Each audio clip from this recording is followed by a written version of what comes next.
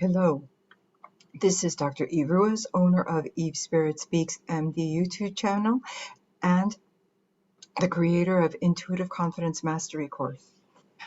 I am here with the second portion of the Dating a Narcissist section of the Narcissism series. In the first portion, we talked about love bombers, as in those who, when they first get to know someone, attempt to really pull that someone in if they find them appealing. Whom do they often find appealing? Those who are stronger, smarter, prettier, and or more handsome, They emphasize compatibility at the start, and they may even say things much sooner than others who aren't narcissistic would, such as the phrase, I love you. They're always saying something with an ulterior motive.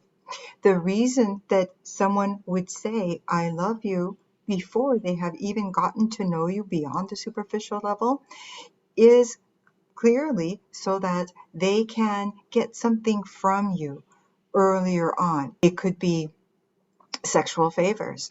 It could be attention and adoration. It could be more intimacy and conversation. It could be a number of things. Now we're going to talk about what I call the compliment fishers.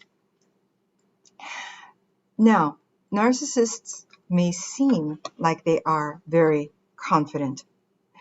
Some, at least consciously, believe that they are better than others, and that's why they deserve to be with these special people, like the rest of us, whomever they're selecting. Okay? The thing is that a narcissist usually has had some type of significant childhood neglect. There were certain ways that their caregivers were not responding to them. So if you are a baby, very vulnerable to the world, when you need something, especially as an infant, you only can rely on whomever is caring for you. If you are not being responded to when you're hungry, then you can starve. If you are not being allowed to be comforted until you fall asleep, you may cry for a long time. Of course, we want babies to learn how to self-soothe, but I'm talking about a more extreme situation where parents, for whatever reason, whether they are superficial socialites who aren't home and who don't want to bother with children, this could be a narcissist.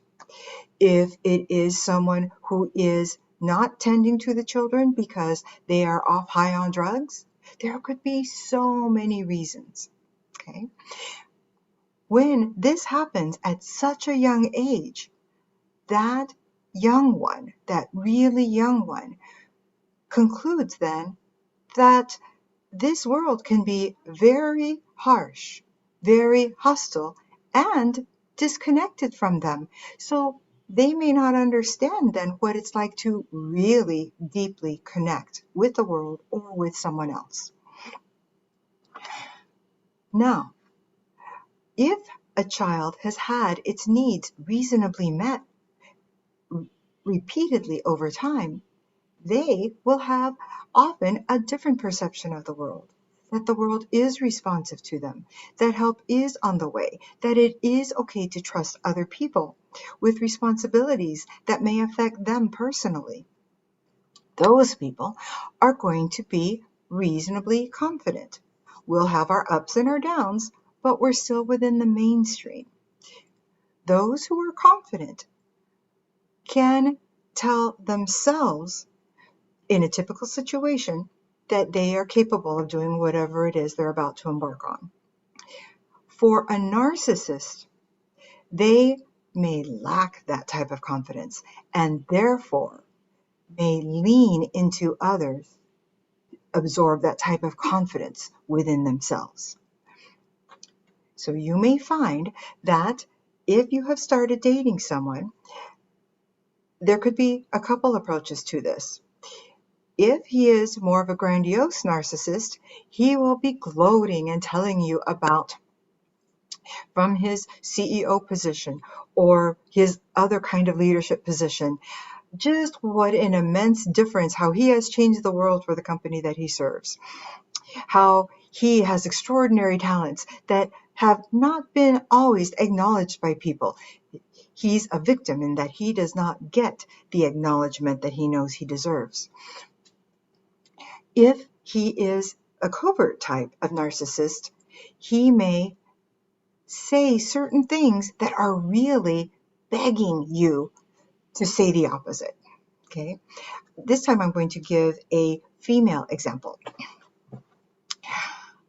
A woman who has spent time fussing over a lot of food and is serving a family for a dinner, of course, would appreciate someone acknowledging and thanking her. She can leave it at that when she gets the hey, the atta girls.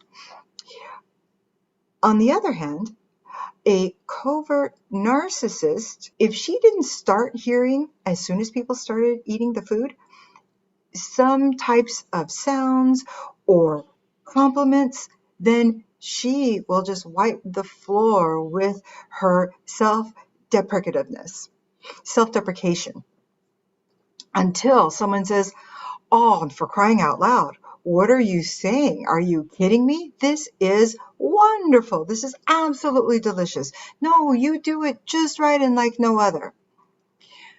If this covert narcissist does not get that type of satisfaction, okay, so in a date situation, when someone is covertly narcissist, when they are saying things that beg the compliments and you don't compliment them that way, if you just sort of leave them hanging, they will ignore you, or they will push harder to get the compliments they seek.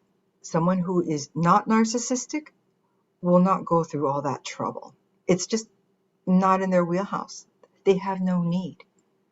They're already confident. They already know that they do well in their career, in their personal life, in whatever else. And they don't need to pull it out from other people.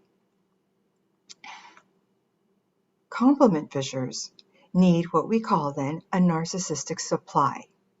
If you start dating a compliment fisher and start holding off on responding in kind with grandiosity on your part when discussing this other person's talents, then that person that you are dating will go seek more narcissistic supply, will go seek confirmation elsewhere. Could be from coworkers, could be from family members, could be from friends, could be from other women, okay, or other men. A compliment fisher seeks someone who is more empathic.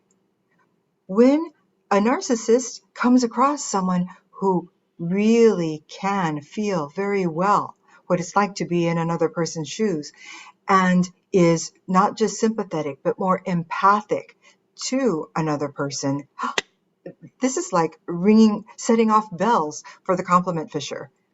They are drawn to that type of person. A compliment fisher, one characteristic of a narcissist, is someone who is externally focused and is looking for others to uplift them. They will say things in front of you that deprecate other people in order to put themselves up in comparison.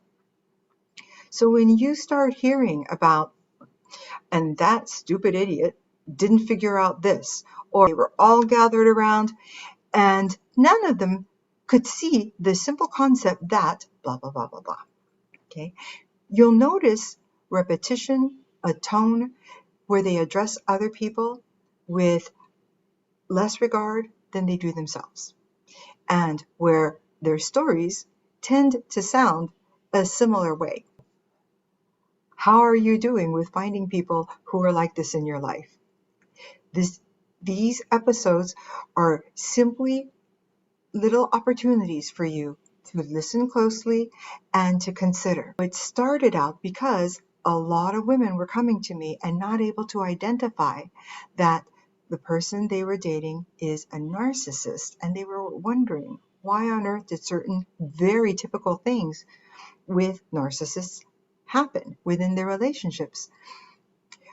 A broader reason that I am putting this out there is so that all of you in any life situation can begin to understand what's going on when you encounter someone who doesn't play by the same rules that everybody else does, and they start doing things that mystify you.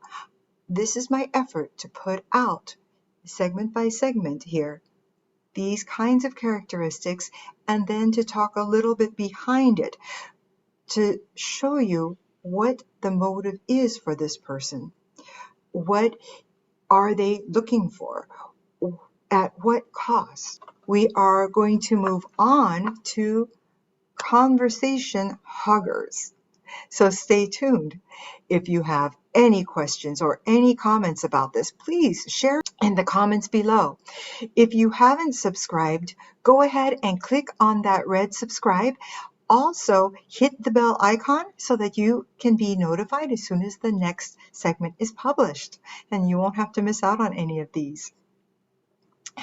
You may also reach me at 949-424-4494. Just shoot a text. If you would like to have a consultation with me, I am a retired physician who has done family medicine as well as psychiatry. So I am very into relationships with people and how the mind works. And I use my traditional allopathic medical skills in combination with, I call them neo-ancient, the new version of ancient skills of meditation, using law of attraction and energy to help heal people. Healing isn't just with medication. It can be just the right words, just the right feeling that a person gets to be able to move up into a newer, better vibration, shift a perspective, and walk more easily toward success. That is my goal for you. See you in the next one. Namaste.